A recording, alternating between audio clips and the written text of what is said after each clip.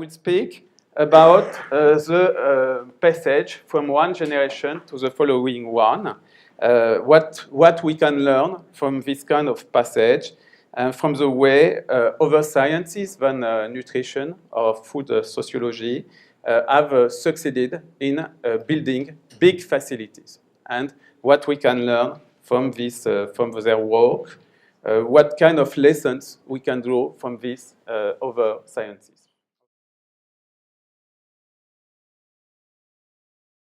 I begin by my introduction. I have studied myself as a researcher a big facility. It is the European Synchrotron Radiation Facility, ESRF.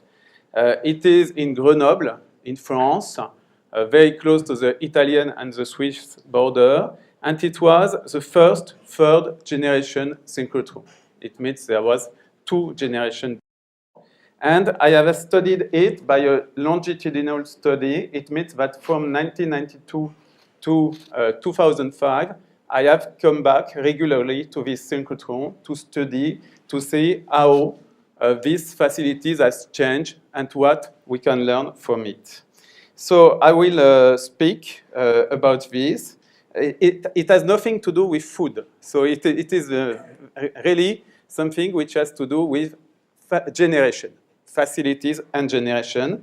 And I will also speak as, I say, a facility manager. I mean, with Jean-Pierre, and with Cyril, with a lot of people here, with Joël, with Florence. We are trying to build ourselves a facility which is designed to study food interactions. So, as for me, it's interesting both as a researcher and as a facility manager. This facility Jean-Pierre presented you this morning, it's OVALIE.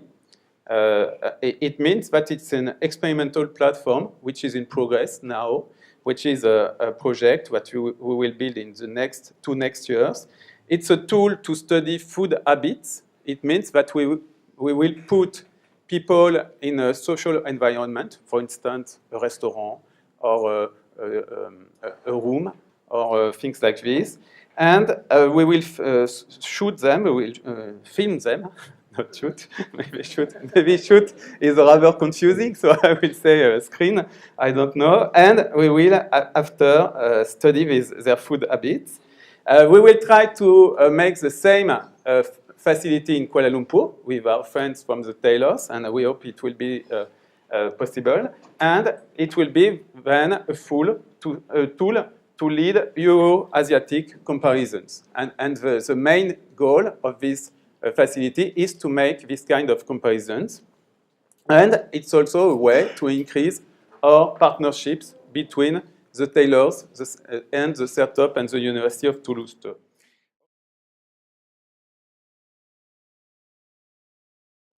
I will focus on 3 main points.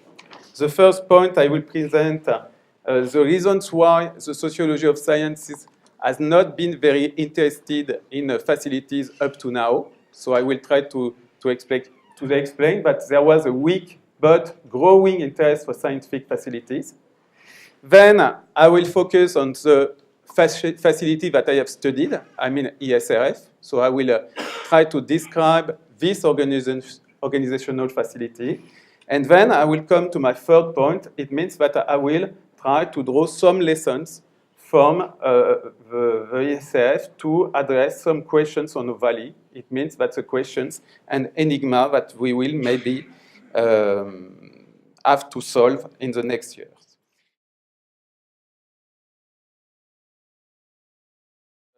A weak but growing interest for scientific facilities. So I will try first to say that there was a long silence of the sociology of science. They were not very interested in big scientific facilities, and I will try to explain why. Then I will say that there was some isolated researches, but it's difficult to draw a lot of lessons from them. And then I will say that today it's very, very difficult not to be interested in scientific facilities because they have been more and more important and more international and more costly.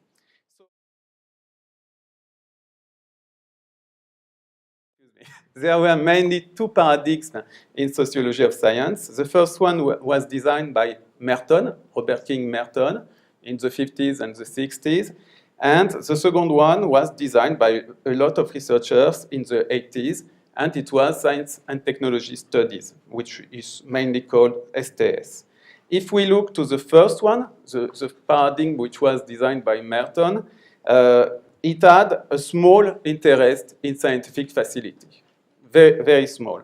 It means that this paradigm was interested in organizations of science, but it was mainly focused on socializations and careers of the scientists. It was not so much interested in the organizations themselves.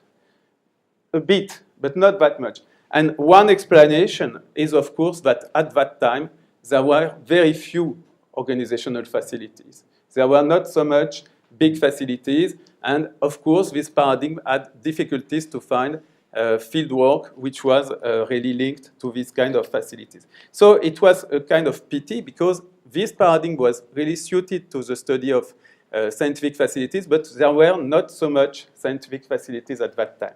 And then came a second paradigm, the one which is STS. And this one, it's a paradox because there was an increase of big facilities in the world. There were a lot of international scientific organizations. And still, there were very, very few surveys. There were very few surveys. Why? Because this paradigm was fighting against the previous one, the Mertonian one, and he was focusing on other points. He was interested in text, in non-humans, and in laboratories. But he was not that much interested in organizations.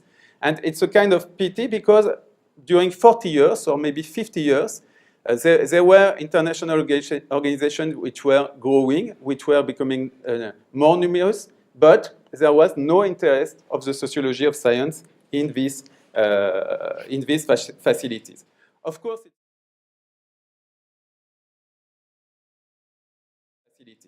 Of course, it's a bit too much to say that, because if you look, you have some isolated researchers. You have researchers on the CERN, which was the first international scientific organization. So you have a survey by Herman, Pest, Krieg, and all these people.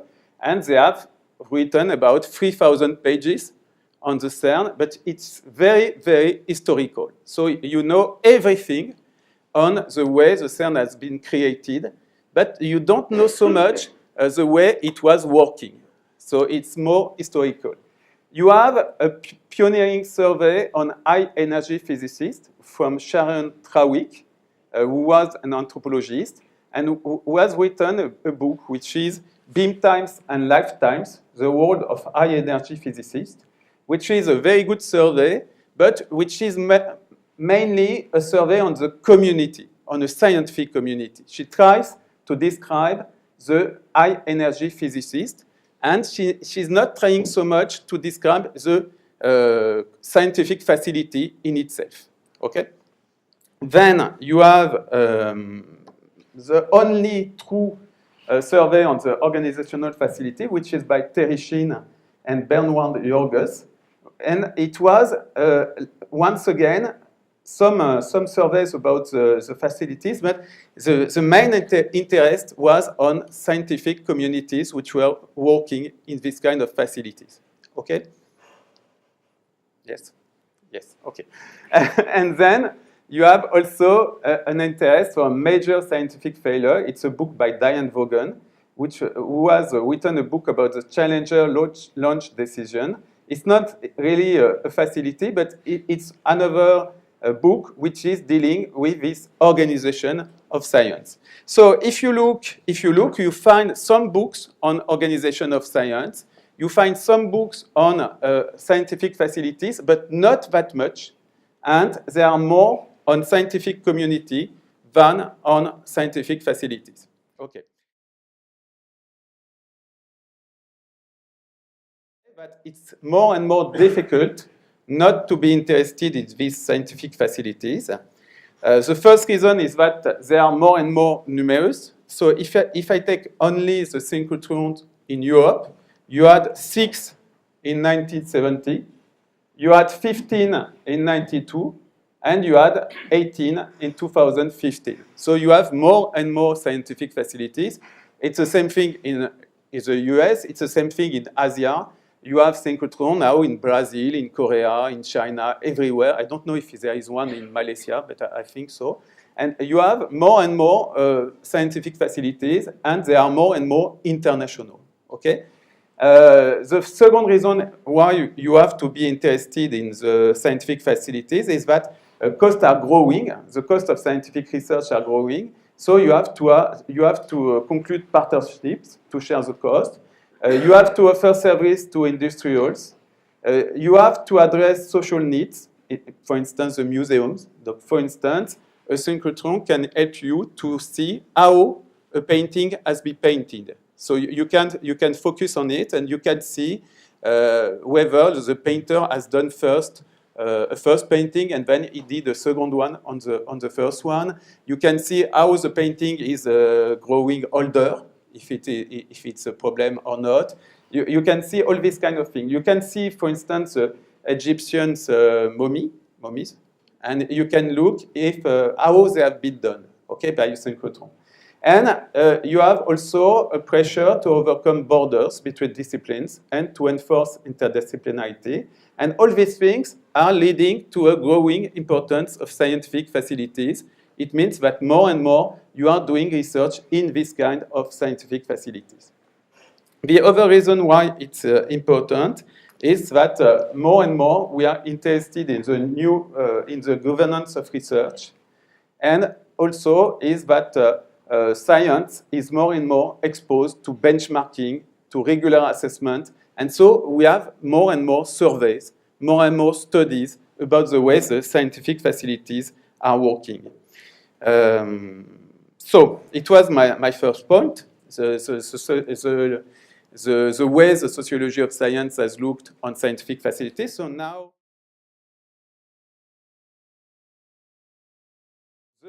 the organizational facility that I have studied. So I told you that it was ESRF in France, in Grenoble. It was the first third-generation synchrotron. I will explain that it is a generic instrument, and I will explain the logic of instrumental generation. Of course, it's very different from the experimental platform that we are trying to build in Toulouse and in Kuala Lumpur, but you will see that maybe we can draw some lessons from this platform. So,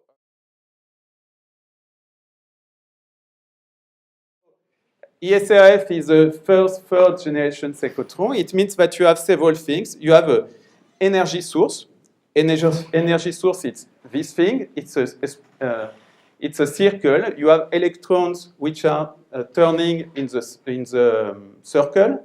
They are turning very fast, almost at the speed of light.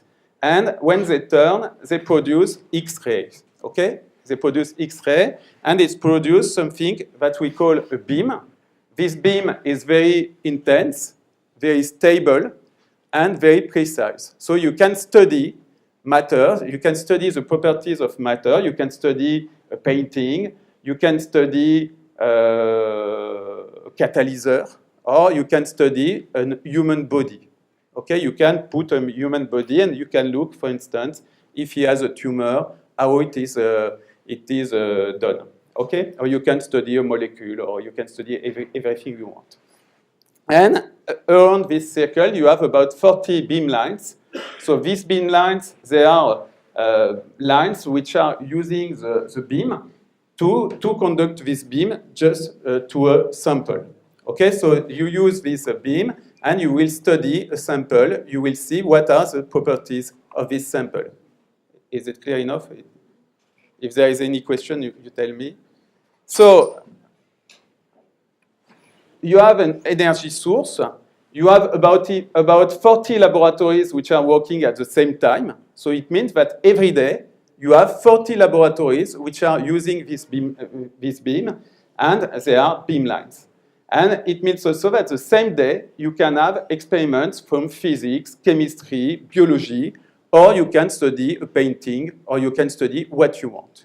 And by the way, what we will do in Toulouse and Kuala Lumpur, we will have several rooms, and we will try to study maybe at the same day, at the same time, we will be able to study a meal in a restaurant, or maybe a meal in a hospital room, or maybe in a plane cabin. So you can do it in the same day, and of course it's very difficult to do. You have to have people. You can have at the same time scientists, industrialists, or laymen as users. Laymen, I mean like a museum director who knows nothing about the synchrotron. He knows nothing. He comes with his painting. He says, hey, can you look at my painting and tell me how it was done and things like this. So you have a lot of people who are working at the same time, and you have free worlds, engineers, people who are designing the synchrotron and the beamlines, researchers, people who are doing the research, and administratives that have to work together, or at least alongside. Maybe they don't work together, but at least they must work alongside. And they are very different. If you look to publications, to perception, or to socializations, they are very different, but they have to work together at the same time.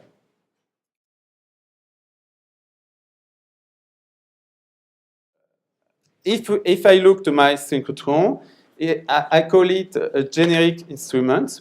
It's a term which is coming actually from Terishin. It means that it's an instrument which is very flexible.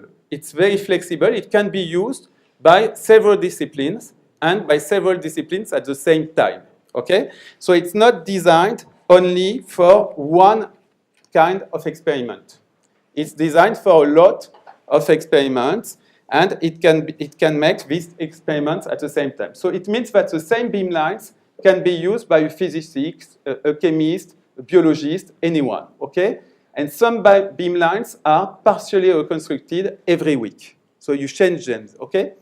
And it means also that you have to have an organization which makes these disciplines work together and which makes them closer, get closer.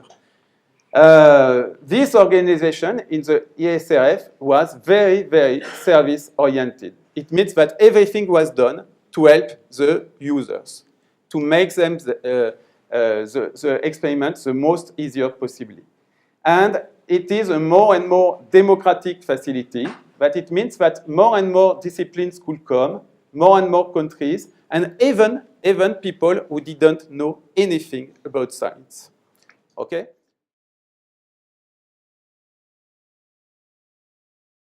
And it's democratic, and we hope, Jean-Pierre and me, that our facility will be more and more democratic. It means that people who are not very interested in food sociology could use it for other aims. For instance, Airbus or people like this, they could come without knowing anything about food sociology or commensality or things like this, but they need to know something about eating, okay?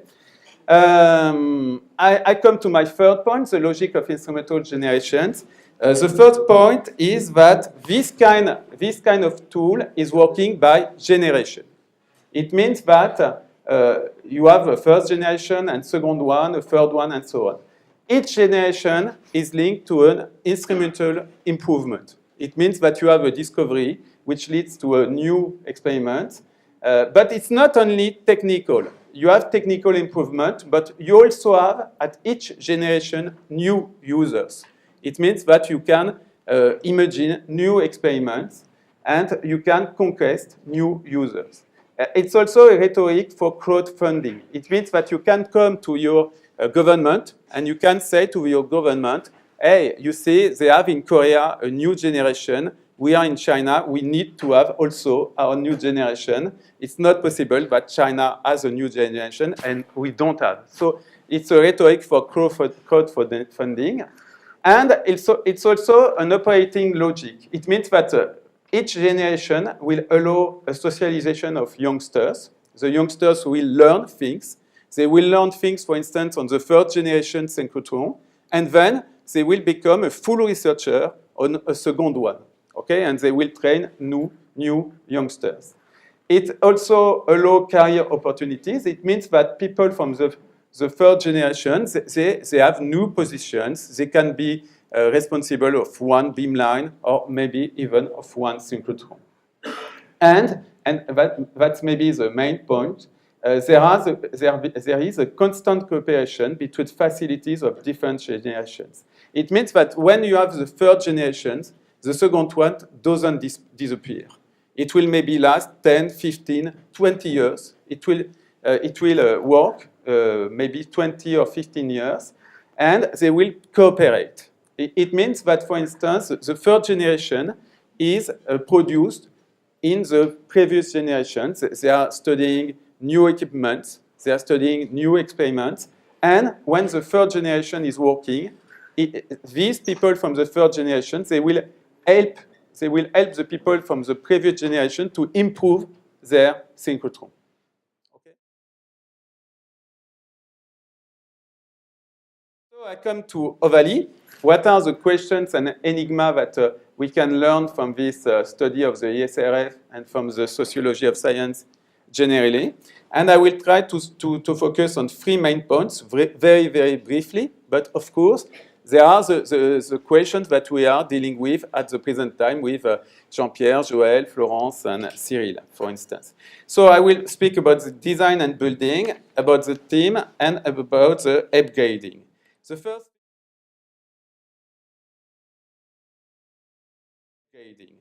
first thing is the design and the building. It means that the restaurant we have to build is the first one of the second generation.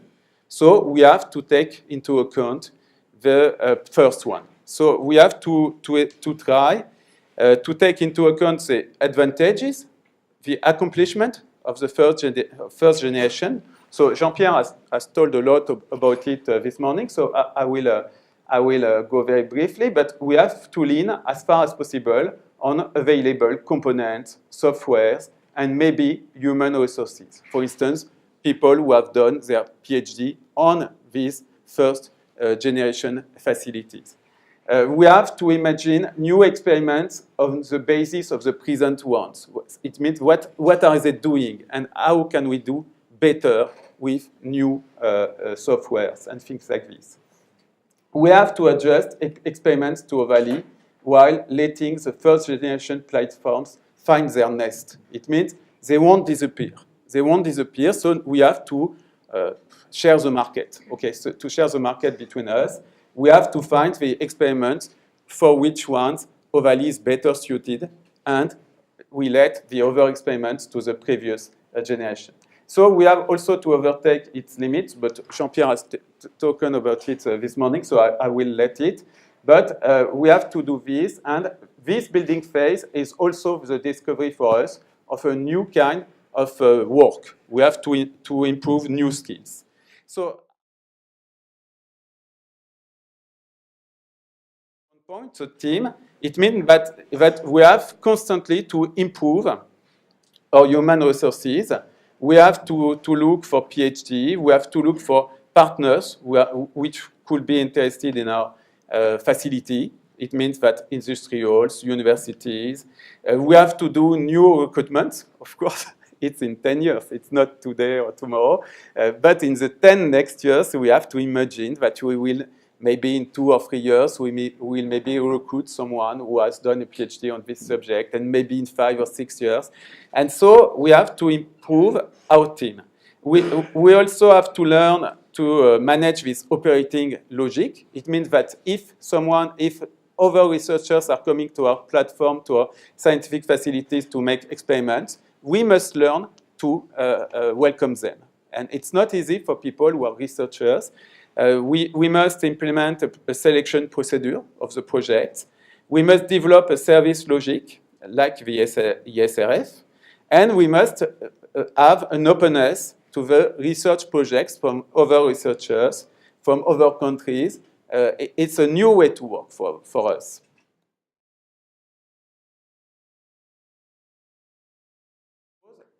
The technology is moving very fast, and so we will have to improve constantly, to constantly adapt to the improvement of technology.